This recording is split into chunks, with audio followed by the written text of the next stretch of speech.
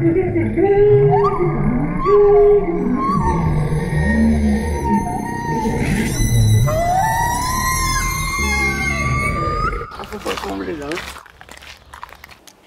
un truc bien parce que il y avait de tout le grand monde. Il y avait les gens riches, il y avait les gens pauvres, il y avait les... Tout le monde allait là-bas, c'était sympa. Kispon. Hein? Ouais, Kispon, qui veut dire normal. Kispon. Ou la famille aussi. Comme ça va bien, Kispon. Quand on est ami avec quelqu'un, on lui dit de toute façon c'est la famille, t'inquiète pas.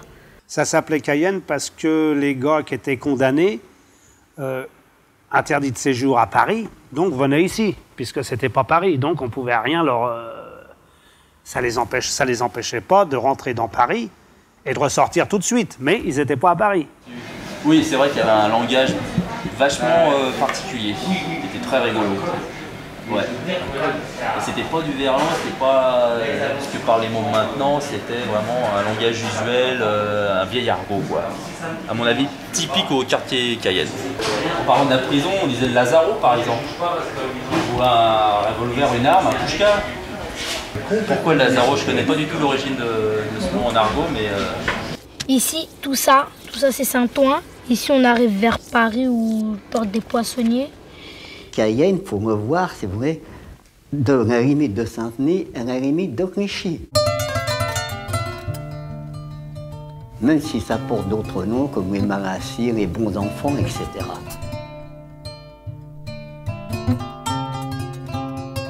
Pour moi, donc les limites, on voit le périphérique, on voit l'avenue Michelet. Là, ça doit être le cimetière qui est dans notre quartier. Et je pense qu'en fait, le quartier de Bain, c'est à peu près tout ça.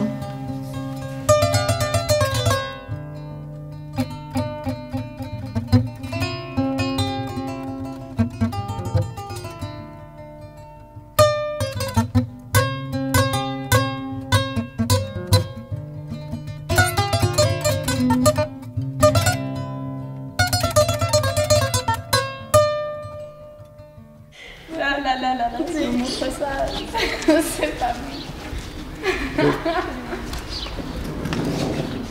Pourquoi ils ont avancé ça s'appelait Cayenne, pourquoi maintenant ça doit s'appeler Debain ou Michelet? Dans ce cas-là, c'est pas compréhensible. Parce que Cayenne, ça n'a rien à voir quand même avec Debain, surtout dans la signification.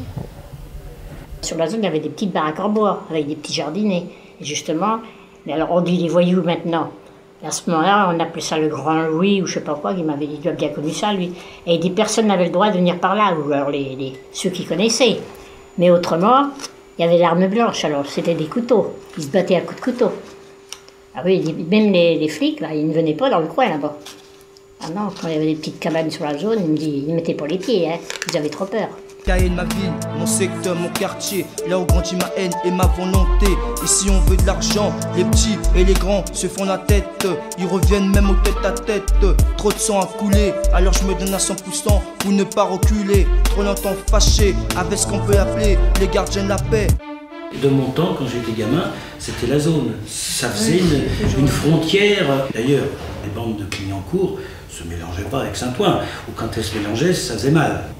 Les règlements de compte se faisaient sur la zone. Hein. Pour rentrer dans Paris, il fallait passer l'octroi, là. Il y avait la chaumière et en face, c'est resté au moins jusqu'en, je sais pas, c'est resté terre ce truc-là avant de le casser. Il y avait une grande maison toute seule qui s'appelait la chaumière, qui était avant-guerre, qui était un hôtel. Fallait que tu payes. Quand tu rentrais dans Paris, tu rentrais gratuit, mais si tu achetais quelque chose dans Paris, tu payais une taxe au l'octroi, qu'on appelait ça. Je me rappelle, j'entendais des vieux qui disaient, Bébert le Belge qui disait qu'elle allait jouer. Tu vois pas, j'avais gagné un petit cochon, il a fallu que je casse au l'octroi pour pouvoir rentrer avec mon petit cochon sur le dos. Ouais. La douane, on payait, il fallait, quand on rentrait avec les bagnoles, il fallait payer l'octroi. Oui, c'était l'octroi, c'est la douane, c'est l'octroi. Place de Bain, Hélas Cayenne, notre QG. Rassemblement d'éléments importants jugés, perturbés. On apporte puis exporte nos racines, peu importe notre style, et certains s'obstinent à être hostiles. Je me rappelle plus en quelle année, pendant la guerre, les Allemands, ils ont foutu le feu à tout ça. La zone a été détruite avant qu'ils bombardent. Et quand ils ont bombardé, il n'y avait plus de lignes. On a été bombardés en 44, avril 44. Mon fils, il avait 11 mois.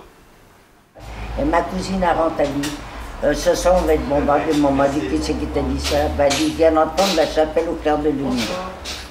Oui, ils l'ont annoncé assez longtemps à l'avance. Hein. Alors, on était tous chez maman, on était une cinquantaine chez maman. Puis alors, on était dans le tas de chiffon. Moi, il y avait les gosses sur le tas de chiffon. Dans la cuisine, maman, avec une pièce cuisine, tu vois. Et moi, je vais te dire, j'étais sur le tas. J'étais sur le tas de chiffon et je disais, oh, si j'avais su, j'aurais donné mon pucelage. Je vais mourir vierge. Je te jure, c'est vrai. En 1939, j'habitais juste au coin, là. Ici, là, c'était le 38 de la rue Adrien-Le-Seine. Et... C'était des champs derrière, et en face, il y avait une famille de Biffins. Famille de Biffins qu'on était amis, puisque... Hein, et... Ah oui, ça faisait du bruit, les bombes, tout ce que tu voulais, puisqu'ils voulaient bombarder la caserne et la porte de la chapelle, et ils se sont gourés. Hein, ils ont tapé partout, sauf là. Saint-Ouen était beaucoup visé, parce qu'il y avait beaucoup d'usines qui travaillaient pour les Allemands. Et la caserne, attention. Il y avait Quand la on a été caserne. bombardé, c'était l'anniversaire Hitler. Ouais. J'ai tellement fait la pantomime que je voulais pas rester là, que je voulais aller chez cette femme qu'on appelle Lestine. Moi, je m'appelle Delannoy, elle s'appelait Delaunay. Je voulais aller en face parce qu'il y avait ses enfants. Donc ma grand-mère et tous les gens qui habitaient là, on est partis chez eux. Et quand on est parti chez eux, un moment après, paf, la bombe, elle est tombée chez nous. C'est pour ça que des gens qui habitaient Saint-Ouen, que je pense maintenant doivent être décédés et tout, quand ils me voyaient dans la rue, même plus grand, après, ils me disaient « Ah, Fifi, ça, si on est encore en vie, c'est grâce à toi. Hein. » Ma mère, elle m'en parle encore de ça. Ouais. C'était comme en plein jour. La mère Toto, elle avait un cheval. Tu te rappelles de la mère Toto? La mère Toto, le petit rat qu'il y avait au coin de la rue, des Portes. Au moment du bombardement, son cheval, il s'est retrouvé à la cave. Tout a explosé, là aussi. On n'a rien eu. Mais par contre, il y a eu beaucoup de morts par ici. Rue Morand, dans le bois de la rue Adrien-Le-Seine. Rue Eugène, il n'y avait plus rien. Il y a eu Gérinette et je ne sais pas combien de morts. Et après, les gens, il y en a beaucoup qui sont partis. Et la ville s'est surtout penchée sur la construction de logements parce que la ville étant troisième ville sinistrée du département de la Seine, beaucoup de gens attendaient des constructions de logements. La ville avait construit un petit groupe de 16 logements pour 16 millions. Quand ils ont construit, je les ai vus construire ces immeubles. Oui. On cassait les carreaux au fur et à mesure. On ne la franchit pas, on va pas finir en prison. Au fur et à mesure qu'ils mettaient les carreaux, on les dégommait. C'est des morceaux à virtuosité, alors c'est difficile. C'est dur.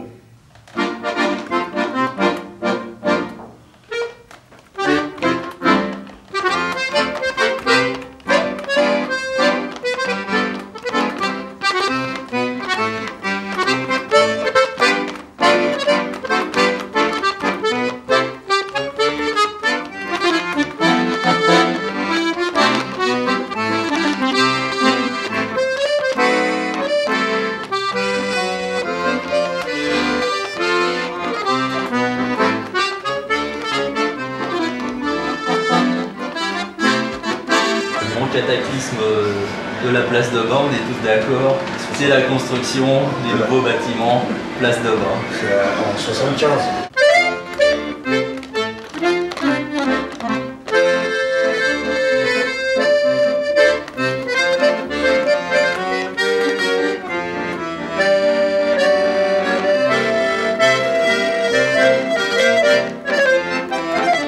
دوكا مثلا ولا لا شلام On dit qu'il y avait des petits immeubles. Ici, avant, c'était des bidonvilles, hein, là où elle habite aujourd'hui. Et puis, elle a vu construire des tours, des ensembles, il n'y avait pas...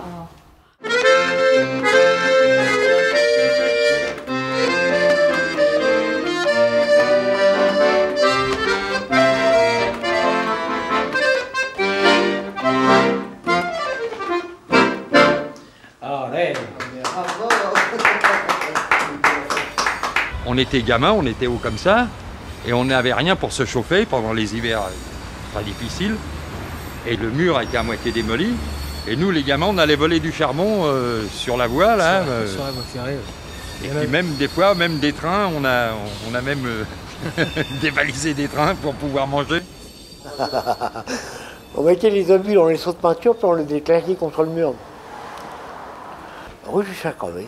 Ouais, non, c'est sûr, il y a des... Attendez, non, il y a des bons souvenirs, faut pas déconner, là. Ouais, franchement, moi, j'ai grandi dans une cité, j'ai fait, comme ils disent, les 400 coups, mais ça, c'est des choses qui sont là-dedans, on pourra jamais me les retirer, hein. Tant que je serai vivant, j'y penserai. Et je me tape des barres quand j'y repense, que ce soit ce que j'ai fait en classe, ce que j'ai fait quand j'étais gosse. Ou... Bah là, dans la rue, quand on était enfant, vous voyez, l'eau coulait avec le balayeur. Et il nous laissait, on faisait un barrage. Et nous, on faisait un barrage et on faisait une piscine, on jouait dans l'eau.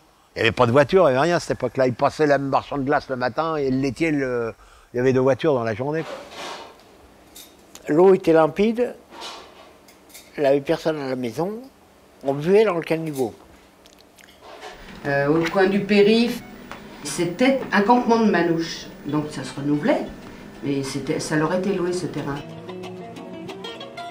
Et donc ma fille, c'est pour dire, à l'époque, je la laissais aller, j'avais confiance, j'allais voir de temps en temps, bien sûr, écouter la musique, mais tous les gamins sortaient de classe et allaient écouter les manouches jouer ici.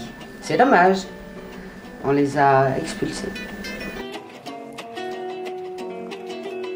Moi, je sais, quand j'avais l'âge de certains qui sont là, moi, je me retrouvais dans le quartier, j'ai raconté mes exploits que j'avais fait à l'école. Ah bon, on assume maintenant, hein. Maintenant, je gagne le SMIC. Chaque fois le mercredi, le premier mercredi du mois, ils sont la sirène. Oh, j'ai dit des gros mots. Parce que quand il y avait la sirène pendant la guerre, vous savez, mon estomac, il faisait comme ça, on avait peur. Hein. En 1944, Saint-Ouen s'est libérée en partie elle-même aussi, comme beaucoup d'autres villes françaises. Il y a une vieille tradition, et ça aussi la jeunesse. Quand elle est dans une ville, hein, elle doit connaître l'histoire de cette ville. Parce que tout ce dont elle profite à l'heure actuelle, eh bien, c'est les autres, comme notre génération, hein, qui a travaillé pour elle, et qui est contente au fond. Mais bon sang qu'ils sachent en profiter. Et tout ça, il n'y a pas assez de convivialité en fait. Malgré que Place de Bain, il y a beaucoup d'ethnies qui se côtoient, il n'y a pas beaucoup de convivialité. Les gens, ils se connaissent pas assez en fait. Il y en a beaucoup qui jugent le voisin sans même le connaître. Sans même le connaître. Mais à Place de Bain, ça, les bonnes images, on peut les faire. Que ce soit des jeunes ou des vieux, des papas, des mamans, on peut les faire les bonnes images. Simplement, il faut chercher. Il faut chercher à se côtoyer. On apporte puis exporte nos racines, peu importe notre style, et certains s'obstinent à être hostiles. La Place de Bain est laissée à ses habitués, qui pendant la journée frôlent leur bille, chacun sa spécialité. La soirée vient de commencer, les vieux se sont menacés, ferment leur volet par peur de se faire agresser. Les jeunes sont agités, les macos viennent tabasser et le zé va être amassé. Il est minuit, Place de Bain est remplie, tous les bandits sont sortis en esquivant la BAC et la PJ. Avant-guerre, moi j'ai connu avant-guerre, puisque mes parents habitaient sur la zone. Après la guerre, c'est-à-dire après 1944, oui, il restait, bon, c'était la zone, il n'y avait plus rien. En plus, on avait un endroit de villégiature. Il y avait la zone, où maintenant il y a le périphérique. Ça, la zone, alors la zone, c'était un grand champ. Aujourd'hui, c'est le périphérique. De mon temps, quand j'étais gamin, c'était la zone. Mais c'était pas comme ça autrefois du tout. Tout c'était mieux parce qu'on respirait bien. Quand il faisait très très chaud, j'ai vu une chaleur étouffante, on allait tout de suite sur la zone. Puis à l'époque, nous, on était plusieurs. On allait s'étaler sur l'herbe. Ça, c'est le périphérique. Là, c'est un stade, je me rappelle plus, c'est le Poissonnier.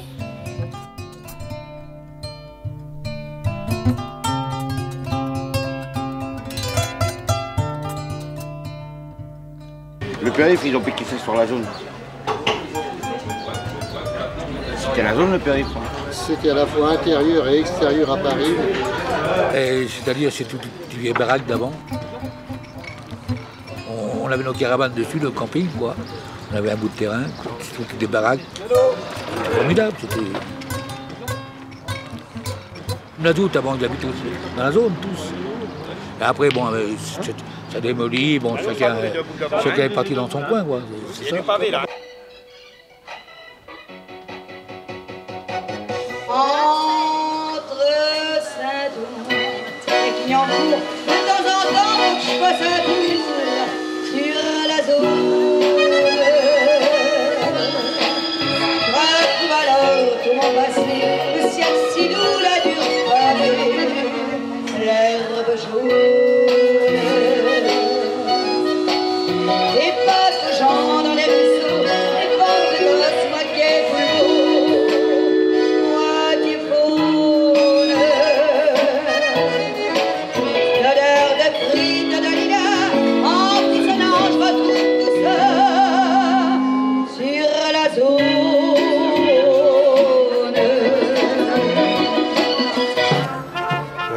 Caille-le-Périph', 2 fois par an, il y avait la fête foraine, là, qui partait tout le long de la zone, là, jusqu'à la porte Clignancourt.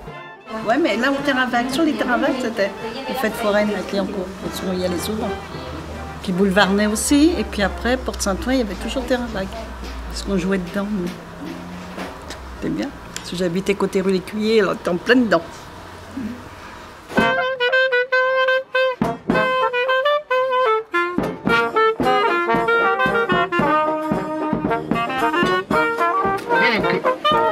Alors on va peut-être laisser passer les petits.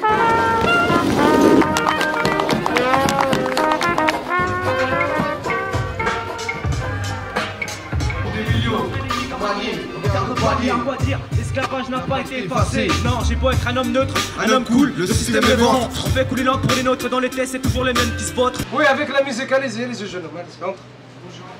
Je prends une baguette moulée et ils avaient des... Quoi? Des beignets à la crème.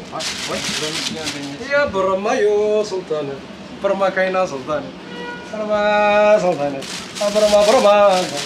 Brahma Kaina, Brahma Wilman, Adwaladin, ما يصليش ما يصوم حرام عليك اخاك الجيلان يا ابو علم فاجي علينا هاد الاول حرمت مكه المقا داوي حالي يا ابو برما سلطان برما ولمان يا دوالاد ما يصليش ما يصوم حرام عليك اخاك الجيلان يا ابو علم فاجي علينا هاد الاول منانا سلطان برما سلطان برما ولمان برما كاينه قناوه الله بصلي عليك يا رسول الله.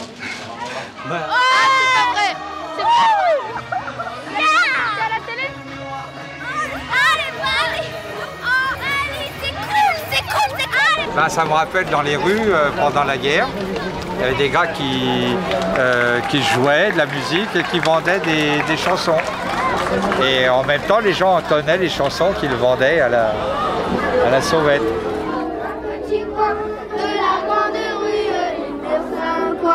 Rempli de soleil avec ses copains, toujours fier de sa ville, petit Odonien. Il repense à ses îles, à ses pays très lointains. Un gamin de 5 ans, un plaisir qui sport lorsqu'il est coquin. Il y a de l'espoir car il est malin. On peut tous y croire, il ira très loin. Toujours fier de sa ville, petit Odonien. Il repense à ses îles, à ses pays très lointains.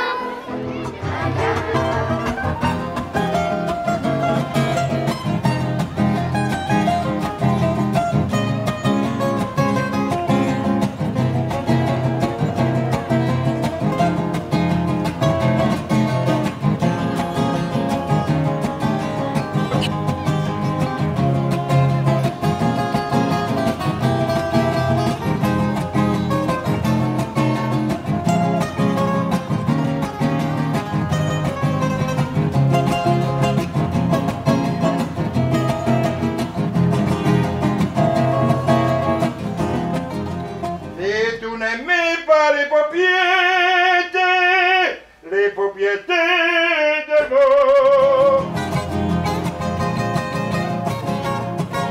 Bravo. Eh bien, bonsoir mesdames, bonsoir mesdemoiselles, bonsoir messieurs, c'était le crochet radiophonique de Radio Luxembourg communiqué par les montres 8. Très bien. Et voici par Rémi Prudhomme et son ensemble misère nos informations. Oh oui, pas mal. Filet de dorade que j'ai pas eu. Bon, écoutez, je vais sévir, hein. Avant-guerre et puis tout de suite après la guerre, c'était, disons, un quartier de Biffin. Donc il restait quelques familles de Biffin, quoi, comme tu le sais, les Lazout, ses frères, ses sœurs, les Hartmann, les Boulot, moi. Donc oui, c'était plutôt, c'est presque tout le monde était de la même famille par alliance, hein. On était toute une bande de chiffoniers. Ma mère, mes tantes, mes oncles, les voisins, c'était tous des chiffonniers. Mes parents faisaient des chiffonniers. c'était les vrais chiffonniers. Ah oui, les vrais. Ma grand-mère, arrière-chiffonnière, c'était la reine des chiffonnières, ma grand-mère. C'était tout des La chiffonniers. cour des miracles. Là, des vrais biffins. Là, les vrais biffins. Ma grand-mère, et mes soeurs, ma mère, c'est moi, Dédé, je suis là, moi. Les biffins partaient en matinée le matin à 4h, 5h du matin. On entendait les roues des petites carrioles, des charrettes qui partaient sans faire les poubelles dans Paris où il y avait un peu plus d'argent qu'ici, quoi, parce que... Puis j'allais avec mon cousin Dédé, là. C'est lui qui avait fait ce fameux traîneau que je te causais. Alors dessus, on montait une quinzaine parce qu'il était fort, c'était un Turc. On dit toujours fort comme un Turc. C'était un Turc. Et puis, alors on montait sur le, on montait sur le chariot, il fallait donner un sou. Mais jamais personne sur le chariot. Tout le monde était tombé. Mon père, il se levait à 3 h du matin, même avoir fait la foire la veille, rentrer à minuit, 1 h par exemple, un petit peu pété. 3 h du matin, il fallait être debout, aller faire la bif. Après, il venait, il se lavait, il prenait son vélo et puis il allait travailler. Il fallait quand même du courage. Ma mère, c'est ce qu'elle faisait, elle rentrait, après elle triait ses chiffons, son papier, son carton, elle allait le vendre. Toute une journée comme ça, tu sais, on est quand même plus cool maintenant. Les biffins, c'était les gens à l'origine qui allaient chiner à droite à gauche. Certains faisaient les poubelles carrément, d'autres allaient dans les petits ateliers pour récupérer, voire chez les particuliers. À l'époque, je dirais, des bas de soie se récupéraient. Alors c'était aussi très important après la guerre, parce qu'on manquait de tout, on manquait de matières premières. On récupérait tous les vêtements qu'on essayait de revendre aux puces. Et si c'était pas vendable, on les vendait en tant que chiffon qui était reclassé pour faire du chiffon d'essuyage ou si c'était de la laine, on le déchiquetait pour refaire de la matière première. Oh, bah ça c'était un drôle de boulot, hein. On mettait une toile par terre, on renversait la boîte ordure et ce qu'il y avait dans la boîte qui nous intéressait, on ramassait tout. On ramassait tout, après on mettait ça dans la monne, après on mettait ça dans la bâche. Arrivé chez nous, on triait tout, le papier, le chiffon, les gosses d'orange, les escargots, les huîtres, on allait fourguer à son beau-père, là. Oui, mais je vais te dire, c'était du boulot, à 3 h 30 du matin, on se levait. Hein. Et après, il y avait le ménage, il y avait tout ça à faire, mais les lavoirs, aller faire les lavoirs. Hein. Disons que mon père, qui est né en 16 donc, dans les années 30, il y avait tous ces problèmes de difficultés de trouver du travail, etc. Ce qui l'a amené, puisque mes grands-parents côtoyer le milieu des puces à Saint-Ouen, finalement, a commencé à s'intéresser par du troc, à faire en fait de la bif, comme on dit. Disons que j'avais les copains d'école qui allaient en matinée et qui venaient à l'école après. La vie n'était pas la même que maintenant, les journées étaient beaucoup plus longues. Ici c'est la rue, ici c'est l'école.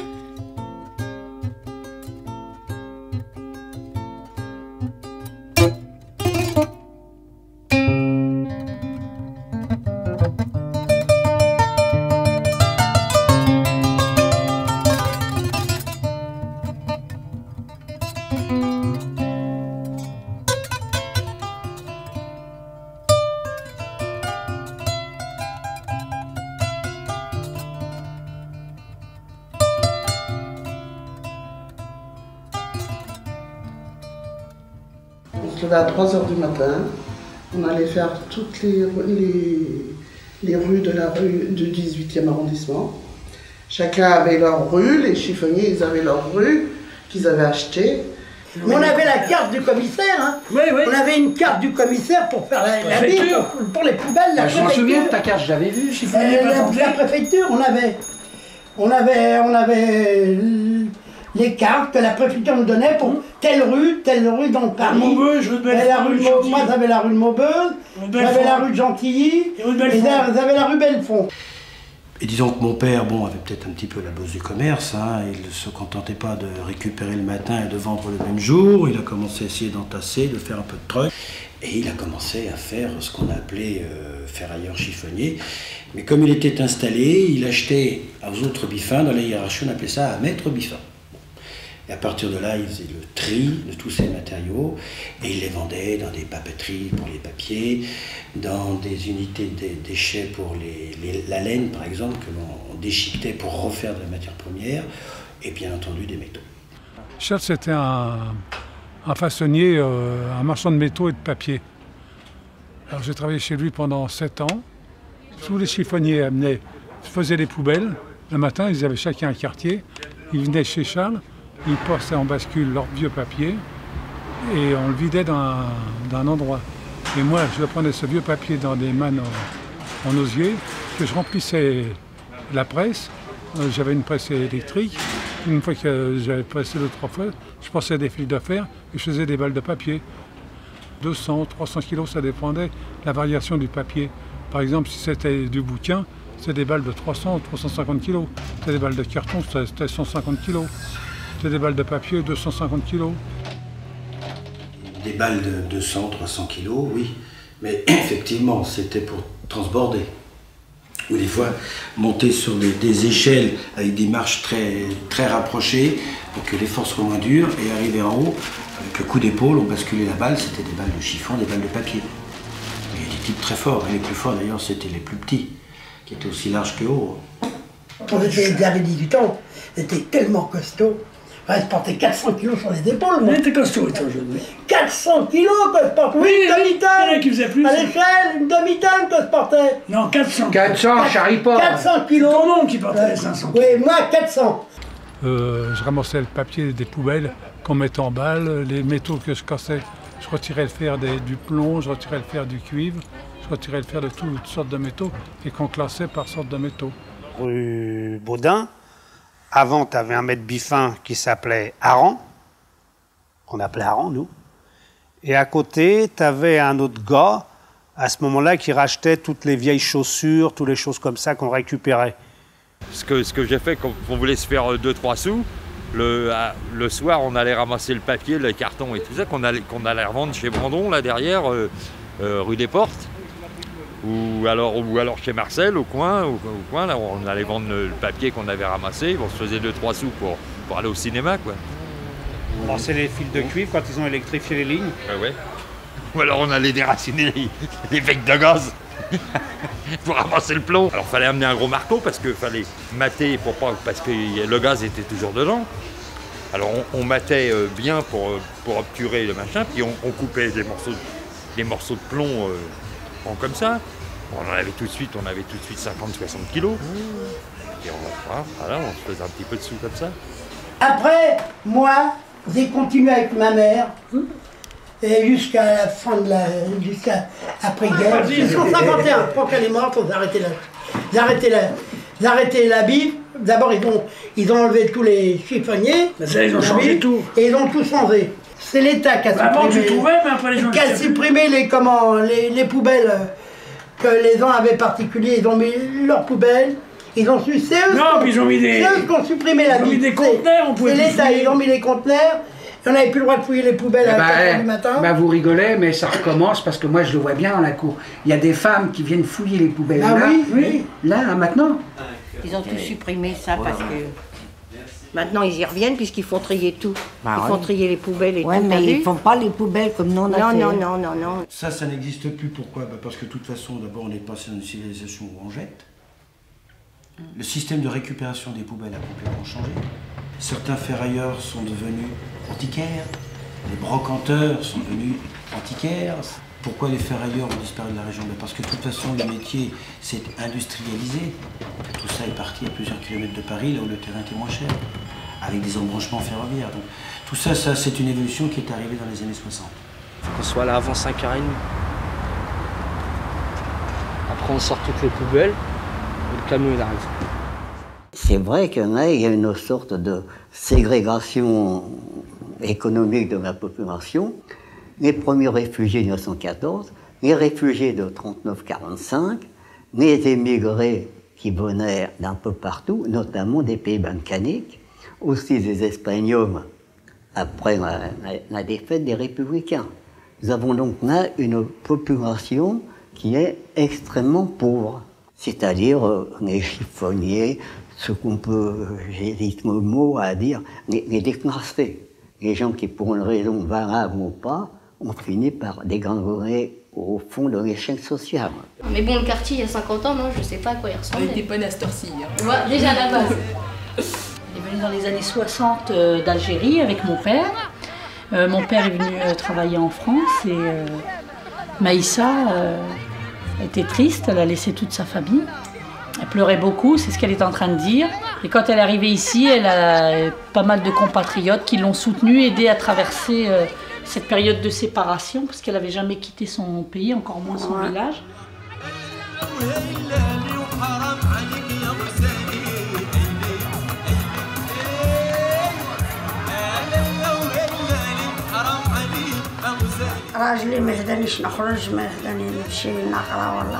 Elle dit qu'avec son mari, c'était pas possible pour elle d'envisager de prendre des cours de français, encore moins déjà de sortir à l'époque.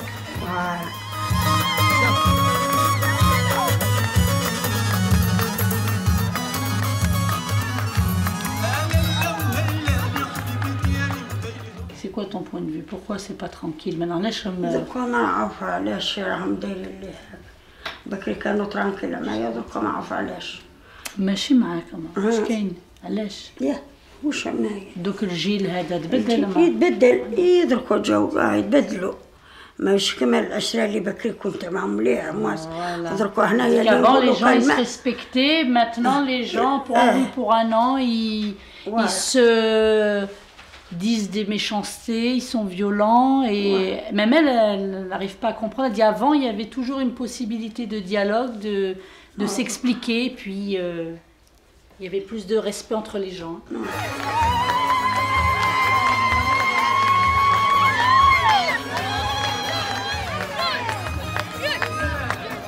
Saint-Ouen, ma ville, de pas mon quartier. C'est en de la rue morte jusqu'à Michelet. Pour les miens et les Ottoniens, je représente. Rappant sur un sous lourd, je viens de présenter la réalité des mecs de cité. Forgés, nous sommes par le béton. Les coups durs sont rudes, mais nous encaissons. Alors ne pense même pas à ce que nous chutions. Je suis l'Africain du Nord, prêt à crever d'une mort hardcore. Si possible, pour la noble cause, la digne bataille. Et non pas pour une banale histoire de racaille. Je suis à double tranchant, car dans l'autre sens, je suis prêt à te fumer. Pour une légère querelle comportant de la monnaie. On apporte, puis exporte nos racines, peu importe notre style. Et certains s'obstinent et trop style. Et c'est pas nous séparer, sinon y a problème. Issus du même Tchécard, des mêmes HLM. Comme on sortait de la guerre, on était tous solidaires, vous comprenez, pour tous travailler ensemble, on bricolait tous ensemble. Jamais vous auriez vu à Saint-Ouen quelqu'un dormir sur le trottoir. Ah, ça n'existe pas, ça. Ah non. On n'était pas riches, mais on avait du cœur. Oui, voilà, c'est vrai. Surtout les vieux avaient du cœur. Et dans le temps, les portes étaient ouvertes à tout le monde. Tu rentrais, c'est là. Tiens, ben, t'as rien à manger, viens manger avec tes mômes. Viens manger avec tes mômes. Voilà comment c'était la vie avant. Oui, d'avant. La vie était comme ça. J'ai pas grandi avec des voisins, j'ai grandi comme avec des frères et sœurs. C'est-à-dire qu'en fait, j'allais chez le voisin comme je rentrais chez moi. C'est-à-dire que je me sentais vraiment bien. Quand on est arrivé ici, HLM et maison ancienne, ça n'avait plus rien à voir. Ce qui fait que tout au début, quand Maggie est arrivée, elle a commencé à aller à droite, à gauche, elle avait 6 ans et je l'ai perdue. Tout en étant ici, je l'ai perdue, carrément, je cherchais toute une après-midi, mais ça n'existait pas, si tu veux, de l'autre côté, parce que ici, en HLM, il y a plus de jeunes et ils montaient les uns chez les autres, plus que dans les vieux immeubles. Voilà, la rue Adrien Le Seine, c'était déjà pas la même façon de vivre, même que là-bas, pourtant à la même époque. Chaque quartier a son ambiance différente. C'est pas du tout la même chose quand on va au Vieux-Saint-Ouen, comme quand on va à Rago ou ailleurs. Donc non, chaque quartier a bien son ambiance propre, sa manière d'être. Chacun son style. Chacun, voilà, son style, ses manières, c'est ce qui permet de différencier en fait les gens de certains quartiers. On est à Debain, ici à Boudarias. Là, je reconnais un peu ce qui doit être le quartier Marcel Bourdarias.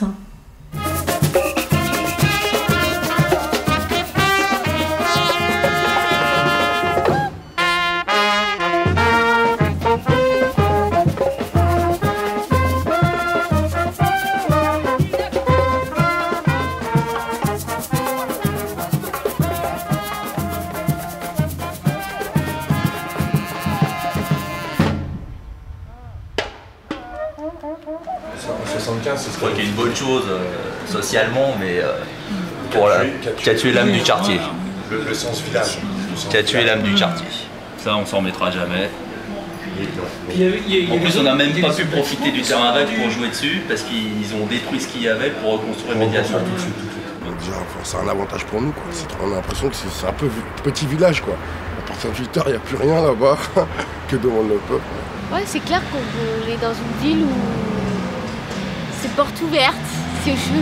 On va dire ça comme ça, porte ouverte, ouais. Toute cette violence dans notre société, c'est de la démence qu'on ne peut arrêter. Les jeunes de la cité croient qu'il faut tout casser à base de coups de batte, à base de coups de matraque. Dans toutes les cités, il y a des bagarres qui ne font qu'exciter l'attention des gars.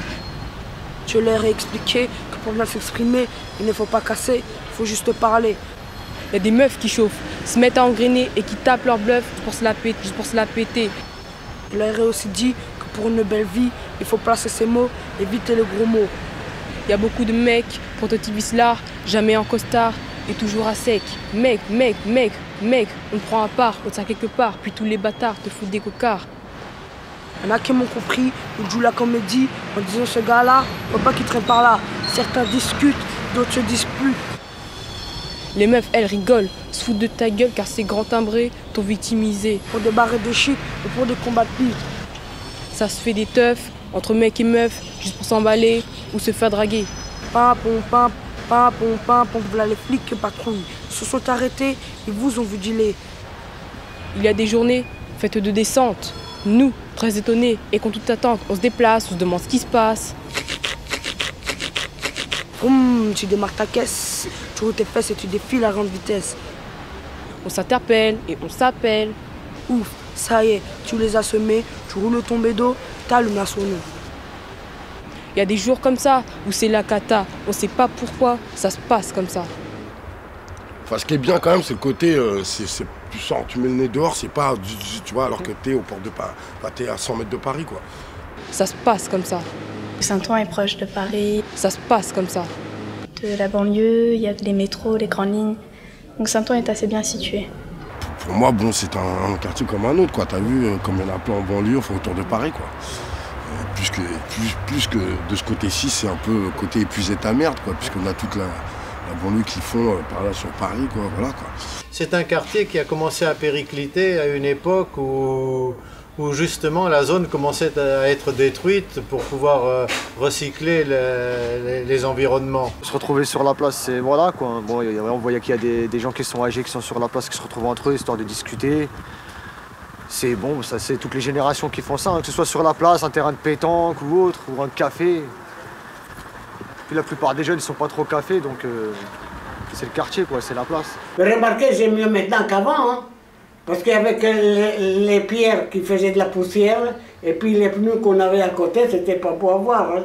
C'était toute petite maison d'un étage en deux, vous savez, c'était vieux. Et là, il y avait les pierres. Et il y avait celui-là qui travaillait là, il avait une baraque en bois qui habitait même là. Voilà, c'est un Italien aussi. Je le connaissais. Ah bon, je vais. Tout a changé, tout a changé. C'est plus pareil. Mais il n'y a pas que les femmes, je suis désolé bébé. Il n'y a pas que les femmes. Je suis partie il y a 5 ans, je peux vous dire que les logements sont petits. Entre 55 et il y a 5 ans, ça a changé. Oui, c'est vrai. 100%. Moi, je me rappelle, il y avait un monsieur qui vendait de la salade, et puis des radis, on allait chercher des radis dans la salade, c'est lui. Il y avait des tout petits jardins comme ça. Mais maintenant, il n'y a plus. Après, ils ont fait le marché couvert à rue Berthoud, non, mais ça n'a pas tellement marché, non. Maintenant, il y a une bibliothèque. Attends, un peu de bruit, un gruyère. Après, avant, bien sûr, on avait des petites boutiques, là où quoi qu'il y avait la pharmacie, il y avait une boutique d'alimentation, ça s'appelait l'Odoc. Et là, on faisait des courses chez lui. Voilà. Oh, c'est trop gros. Voilà.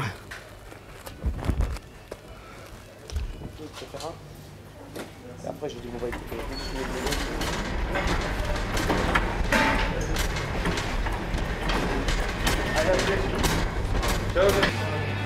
Oh, c'est vieux ça. Oh voilà, mes couches sont faites.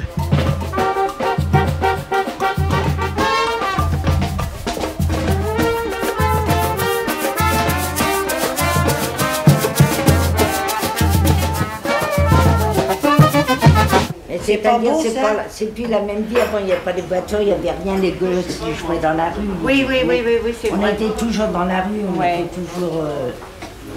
C'est la voiture de... C'est la voiture de Joe Star qui habite là-bas.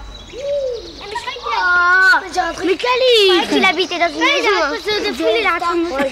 Joe Star, c'est un chanteur. C'était quoi la question? Non, je rigole. D'accord. Vas-y, tu peux appuyer sur play. Alors.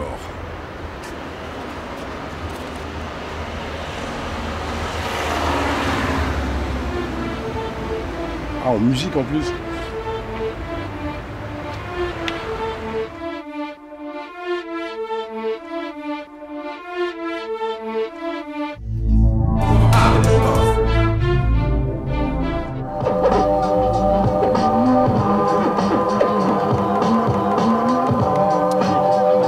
J'ai perdu au scratch, mais j'ai gagné autre chose. Donc je me prends pas la tête. Mais j'arrive encore à mixer quand même.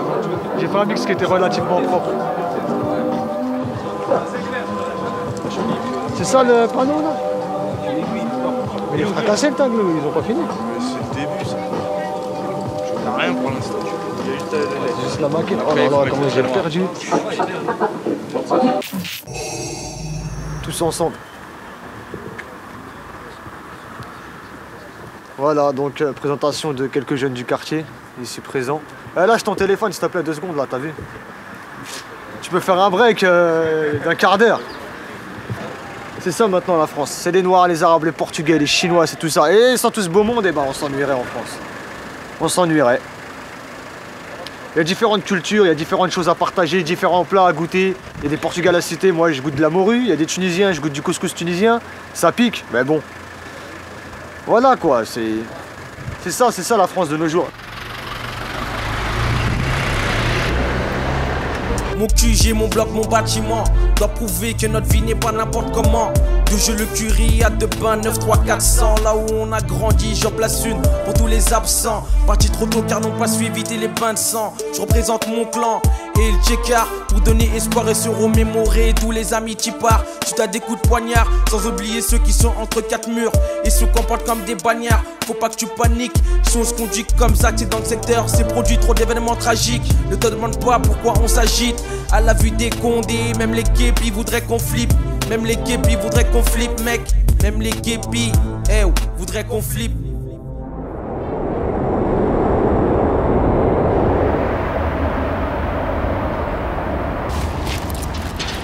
Moi, je suis le dernier fils de chiffonnier de Saint-Ouen.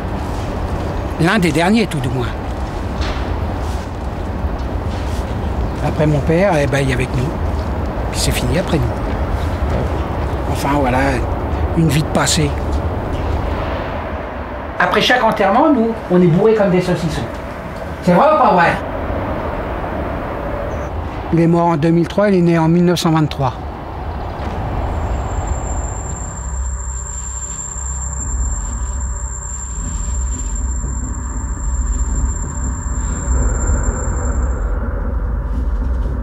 Quand moi j'ai pris en 60, c'était la fin.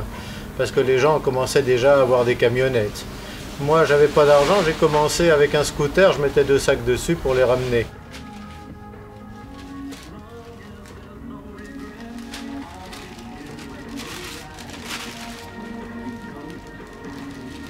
Un vieux chiffonnier comme moi, par exemple, on a une mémoire, les doigts ont une mémoire et le nez a une mémoire.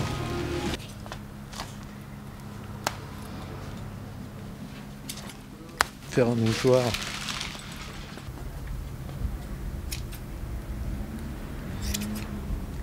Aujourd'hui, ce qui se fait le plus, ce sont des matières synthétiques qu'on peut souvent pas recycler.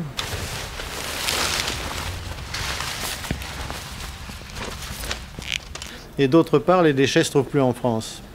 Parce que toutes les grosses maisons qui coupent ont compris la combine depuis longtemps. Ils vont couper en Chine et puis ils viennent les récupérer leur argent dans les poches de la population française.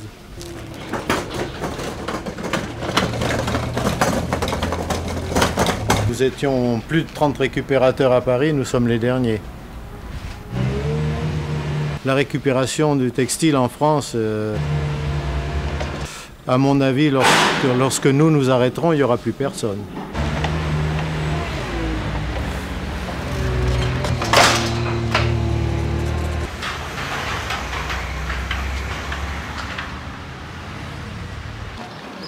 Bon, maintenant, la vie change. Voilà. C'est ça qui a. Mais on se voit un peu quand même. Ouais. Le peu qu'on se voit, ben, ça nous fait plaisir, quoi. Ça. Des bons amis, ça compte, hein. C'est vrai, hein. C'est bon, hein. C'est ça. Hein.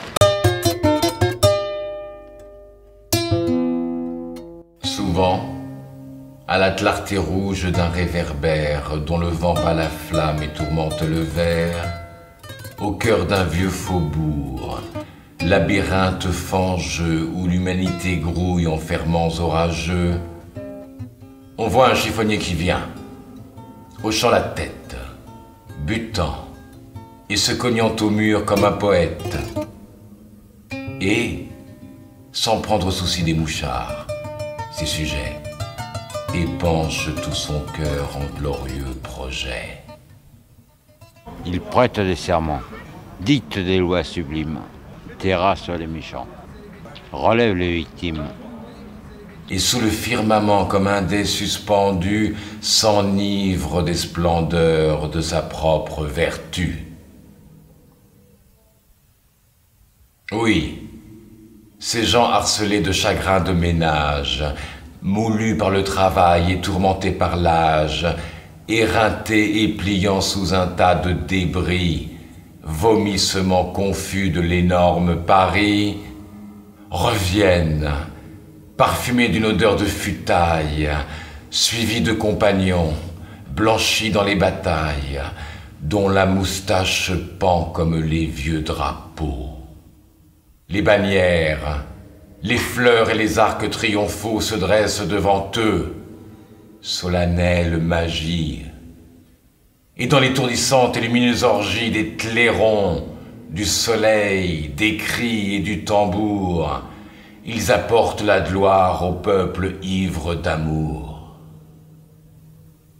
C'est ainsi qu'à travers l'humanité frivole, le vin roule de l'or, éblouissant pactole. Par le gosier de l'homme, il chante ses exploits et règne par ses dons ainsi que les vrais rois. Pour noyer la rancœur et bercer l'indolence de tous ces vieux maudits qui meurent en silence, Dieu, touché de remords, avait fait le sommeil. L'homme ajouta le vin, fils sacré du soleil.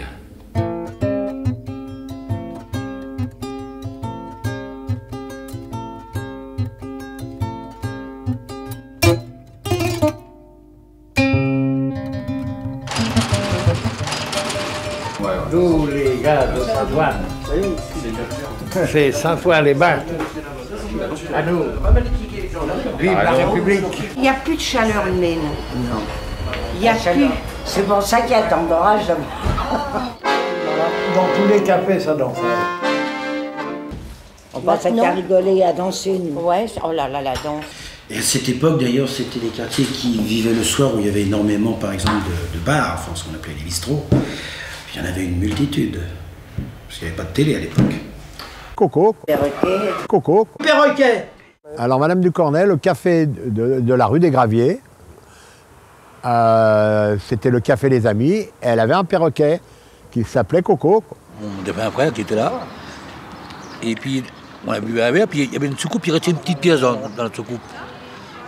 Mon frère, il l'a pris, mais le perroquet, il a dit « Oh, voleur !» La mère du Cornet. avec son perroquet. Comment ils ont fait? Il avait fait l'enterrement à mort du perroquet. Mais un vrai enterrement, et tout le monde pleurait derrière avec la jupe.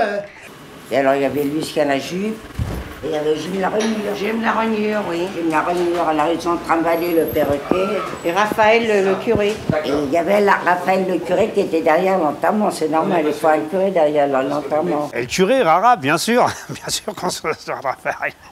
Un jour, c'est ce qu'on a fait. Au tabac, là. On était avec mon cousin, pas de soupe. Ouais. Et Raphaël, il vient, mon café. Il buvait du coup, hein.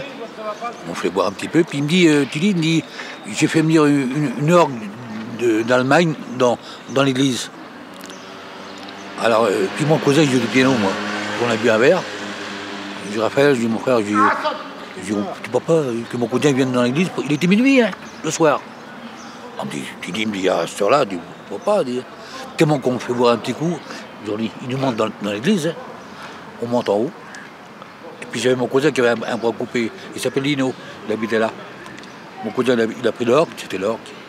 Et puis il a joué ici Ave Maria Toubert, là. C'était formidable. Bien sûr, il venait jouer à la bolotte avec nos tabacs au 4-21. Si, je me rappelle. Mais un cercueil comme un Premier ministre. Et tous les bistrots, on buvait. Moi aussi, ils étaient dans le monde. Tout le monde s'est saoulé. Ça a duré 2 jours et tout le monde était content, tout le monde a fait la foire. Oui, c'est vrai. Et quand elle a revendu son café, elle avait marqué sur sa vitrine « Fermé pour cause de fermeture ».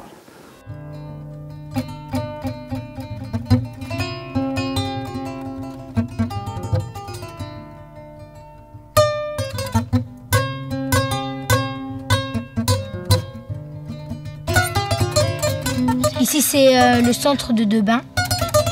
Centre de Debain.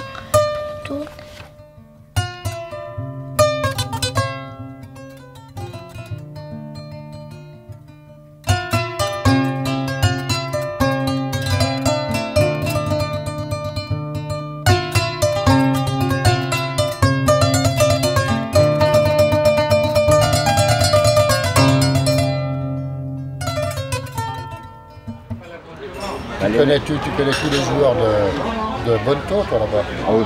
Hein? Et puis quand ils n'y arrivent pas, ils se font aider, quoi. De toute façon, ça bouscule un petit peu, là, autour de la petite table. Où est la carte? Et la carte est où? Un seul mise, là, monsieur dit là. On joue, top, terminé. Mesdames et messieurs, sortez vos écus, tâtons et trébuchants. Là, 3 cartes. 2 cartes noires, une carte rouge. La carte rouge est gagnante. Vous visez, vous perdez, vous ramassez le lot ou vous perdez le gros lot. Attention, je prends les 3 cartes ici. Une seule mise, une seule mise. Attention, c'est parti. Je prends la carte rouge, je fais ceci. La carte rouge, vous posez votre argent. Pour vos écus, tâtons. Monsieur dit là. Et attention, dans ce jeu tricheur, il faut savoir une chose. Vous avez ici une carte noire, ici. Une carte noire là, une carte noire ici, car il n'y a pas de carte rouge. Merci beaucoup. Pour un bruit, pour un or, avec 2 camemberts, un bout de pain, tout le monde s'amusait. Hein. Il n'y avait pas d'embrouille, quoi.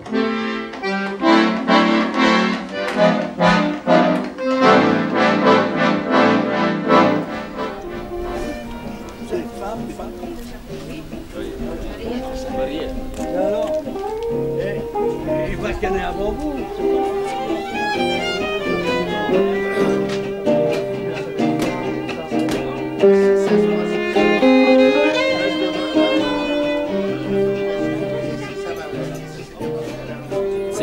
C'était, disons, quand il se mettait à faire de la musique, quelquefois chez Camas, mais le père Camas, il supportait pas trop tard. Alors il les virait. Et c'était chez Pasteur toute la nuit.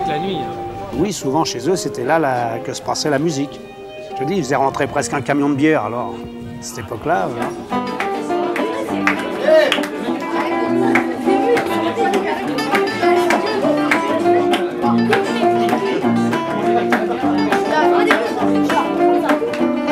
Parce que lundi, c'était les puces.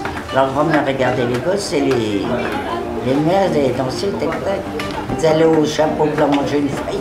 Puis après, ils allaient danser à la chaumière. Puis après, ils rentraient comme si rien ne s'était passé. Les hommes, ils travaillaient, ils en profitaient. Ici, c'est le marché aux puces un petit peu. Ça fait comme ça le marché aux puces. Tac, tac. Ils ont photographié avec le marché aux puces. Et tout ça, là, un peu ça. Et après, il y a une rue à traverser après. Ici, on avait, chez les Gitans, là, on avait des cousins. Ils sont nombreux cousins, des cousins de Django Reinhardt. Et je me demande même si Django n'a pas habité là aussi. Là derrière, à l'angle de la rue, là où je dis, rue Adrien Le Seine, entre le périphérique et la rue Baudin. Depuis avant la guerre, c'était une grosse vedette. Il venait de temps en temps dans le quartier pour voir ses cousins et tout. Django Reinhardt, le grand guitariste. Mais son frère, qui jouait avec lui, Joseph, qui s'appelait Nanin, venait souvent, il venait jouer au billard chez Moustache, là. Et puis son frère, comme lui, comme Django, c'était des virtuoses du billard. Non seulement c'était des virtuoses de la guitare, mais c'était des virtuoses du billard aussi. Ils prenaient la queue, des fois ils faisaient 40, 50, 60 points de série.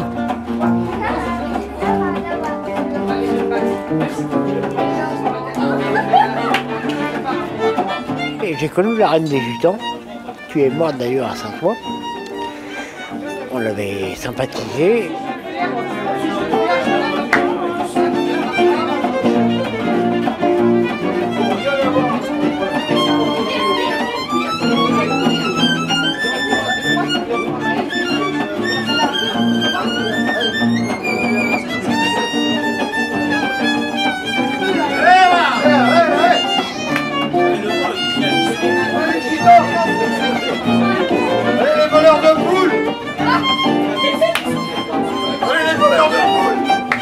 Les voleurs de la France, viens.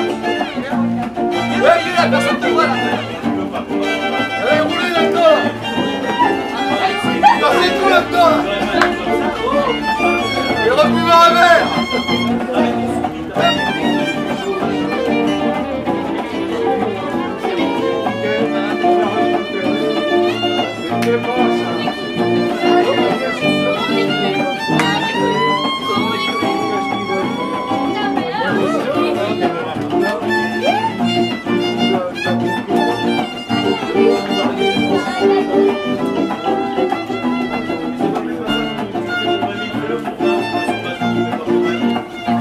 Pendant longtemps, ils ont été là avec leur caravane. Oui, mais là, ils étaient avec leur caravane. Ouais, à l'époque, oui. Et ça, c'était extraordinaire. C'était extraordinaire.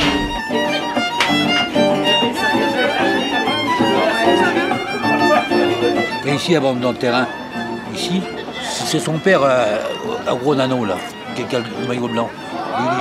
Il avait sa caravane ici avant. Enfin, il y a combien de temps? 30 ans, 35 ans? Une quarantaine d'années, facile. Là, il avait la caravane ici, là. 35, 40 ans. Oui, facile. Un Nano! Nano, viens voir.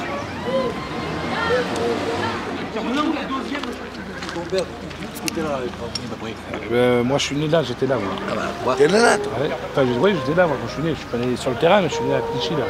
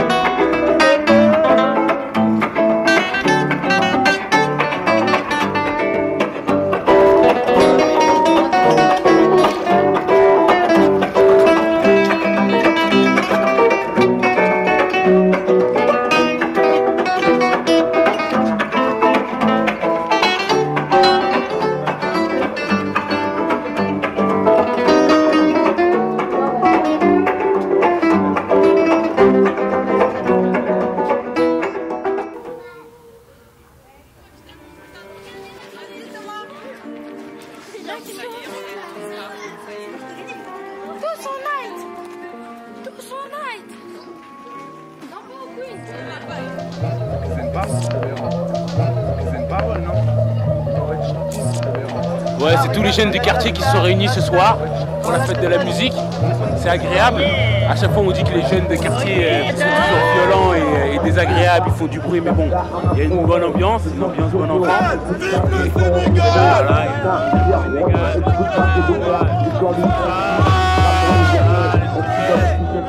Il faut que jeunesse se passe. Comment ça, Michael?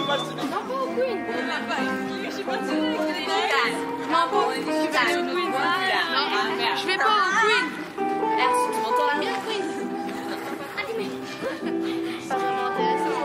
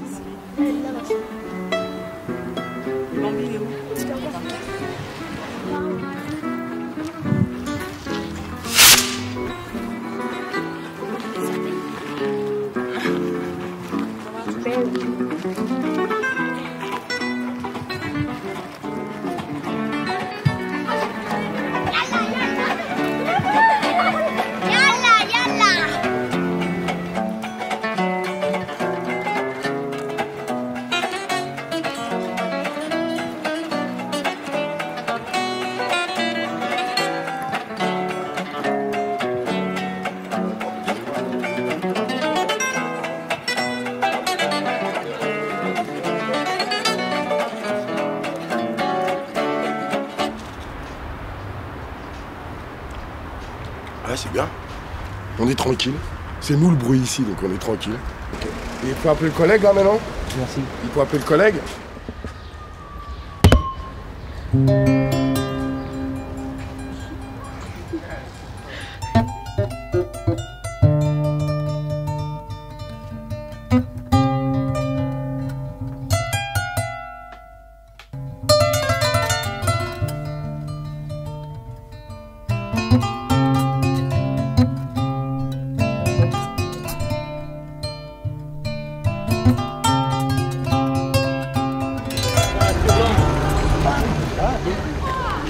Ah, la télé, elle se dérange.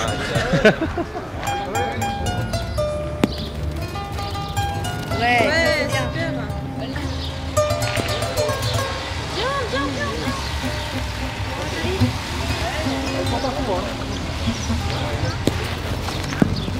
Oui, ça c'est beau. Voilà. Ah, on tient toujours. Qu'est-ce qui se passe là? Attends, c'est à nous la boule, hein? C'est à nous, hein? C'est à nous la boule, non, hein? Ah, on tient toujours. Ça. Qu'est-ce qui se passe là? Oh, mon nid est un artiste, mon fils, dans ma petite. Allez, mon fils. Bravo,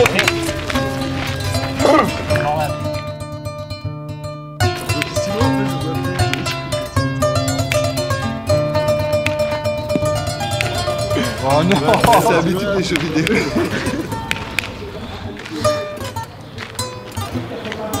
Les deux filles pas de